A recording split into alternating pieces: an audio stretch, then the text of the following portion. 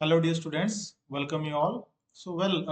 In this lecture, I am going to discuss the application of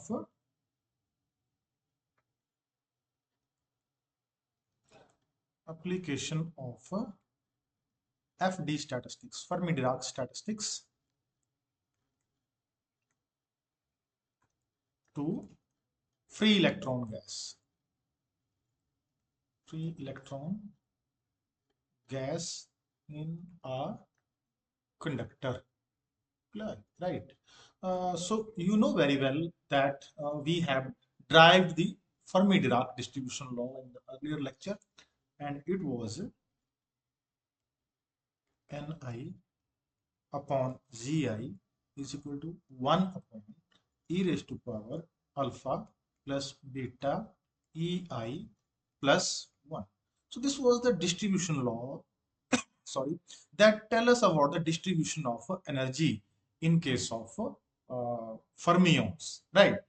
The particle that obey Fermi-Dirac statistics, right? So now I'm going to use this distribution law to find out the distribution of energy in case of free electron in a conductor. Here we are calling them as a free electron gas, right? So first of all, I will explain why we are calling them as a free electron gas, right?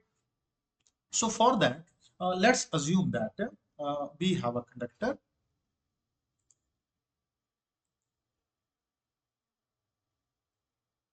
Yes, this is a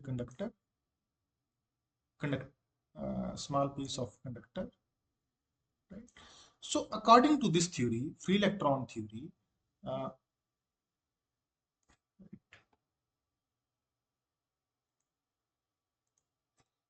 according to free electron theory, all the conducting materials consist of two things. One is a positively charged nuclei, and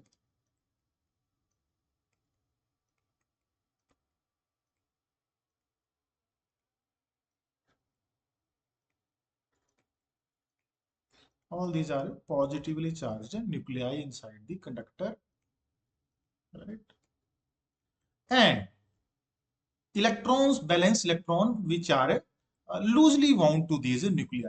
These nuclei also contain a cloud of tightly wound electrons, right? But we are considering only the outermost electrons, valence electrons, right?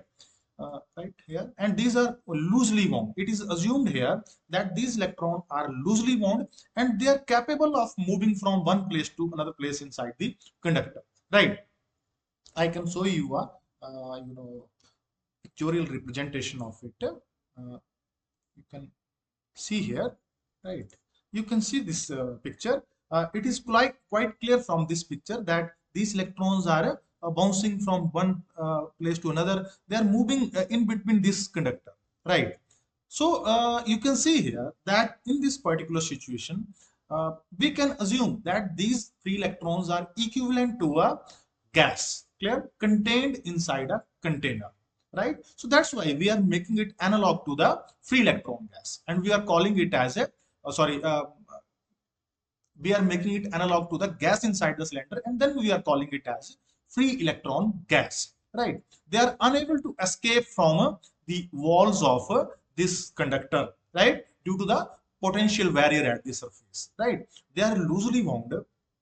They can jump from one atom to another atom, but they are not capable of coming outside this, right? So the situation is totally similar to the situation of a gas contained inside a container, right? So this is the point, right? So which has been included here in consideration of a electron inside a conductor as a free electron gas, right? So now we are going to apply this model for finding out the distribution of energy of these free electrons, right, by the application of this Fermi-Dirac distribution law, right? So, we can write down this equation here. Ni is equal to Gi upon e raised to power alpha plus ei upon kt plus 1. I put the value of beta. Clear? So this is now Bose-Einstein distribution law, right? Let's consider that the entire energy in this conductor is distributed uniformly and there is continuous distribution of energy, right? So in that situation now, if I consider the energy E compartment, clear? If I consider this situation to the situation that we have discussed in the case of Fermi-Dirac distribution law, we have divided this space into different compartments. So let we consider the electron present inside the compartment having energy E. So in that situation, this relation will become N E, number of electron in E energy compartment, GE, number of cells divided by e raised to power alpha plus E upon KT plus 1. Clear? So if I multiply this equation by dE on both the sides, then what it will give me? It will give me the number of electron in the energy range of, right, as we did in the case of Bose-Einstein statistics, NEDE is equal. So now it is giving us the number of electrons in the energy range of E to E plus DE. Similarly, this side it is giving me the number of phase space cells in the energy range of this. Clear? So if we want to solve this equation, let this is equation number it was let equation number 1, it is equation number 2. So if I want to solve this equation, then first of all I have to find out the ZP dp.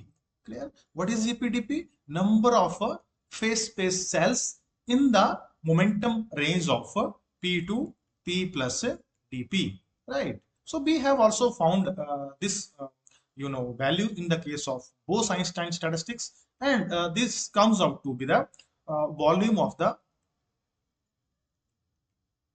phase space in this range divided by volume of one cell, right?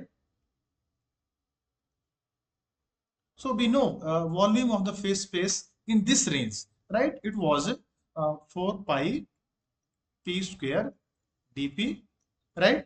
4 pi p square dp into, this is what? This is volume in momentum space and this is volume in a position space divided by h cube, right? So this is the ZP dp, ZP dp, right? So here what we have to consider one more thing, that we know two types of electrons are possible, right? One with spin up and other with spin down. It means we require two types of phase space cells to accommodate these two types of electrons. So we have to multiply this equation by 2. So then that will give us the actual number of phase space cells required. ZPdP, now it is equal to 2 when we multiply it by 8 pi b p square dp divided by h cube, right?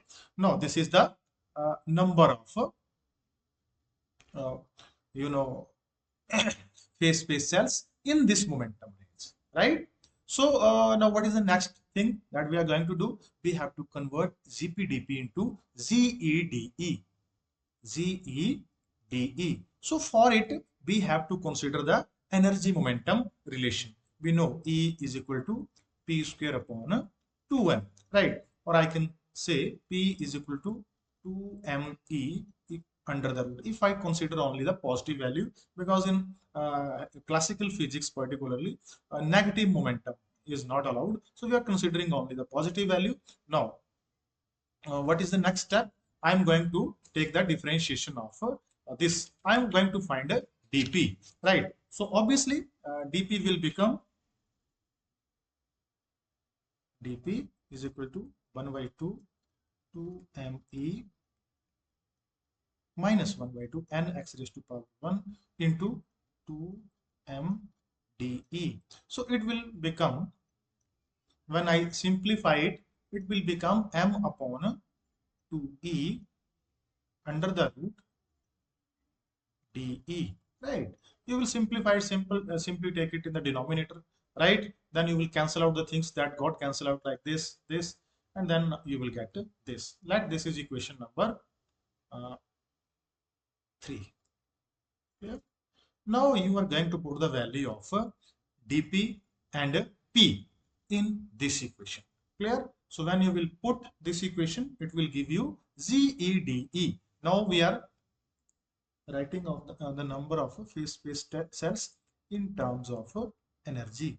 That is equal to 8 pi B upon H cube into 2 me. P square means 2 me into m upon 2e under the root into dE, right? So 8 pi uh, b, right? You can see here 8 pi b, right? P square dP, this is the value of P square, this is dP, this is H cube, right? So when you will solve this equation, you will get 8 under root 2 pi b upon H cube into m power 3 by 2 e power 1 by 2 into dE, right? So how do we get this term? You can see from here 8 pi b h cube, right? Then 2 divided by under root 2, under root 2, under root 2, that will give you under root 2. So under root 2 is here. Similarly, e divided by under root e. So it gives e under root, right? Then dE. And m under root and m power 1 by 2 into m, that give you m power 3 by 2. So I got this equation, right? So now this is ZE dE. What I am going to do? I am going to put this value in this equation, right? Equation number 2, right? So when I put this value in equation number 2, I will get NE dE is equal to 8 under root 2 pi b upon H cube m power 3 by 2 e power 1 by 2 dE divided by e raised to power alpha plus e upon kt plus 1, right? So this is the required expression for energy distribution in case of a conductor, right? That we were looking for. This relation tells us about the uh, number of electrons, right? And in the energy range of E to E plus dE in terms of different factors, right, of the given conductor, right? So this is the required formula for the distribution of energy in a electron gas, right? We will use this formula for driving various properties of the conductor, like its Fermi energy, right, density of the states, right? So this is very, very important for all these derivations, right? So thank you very much.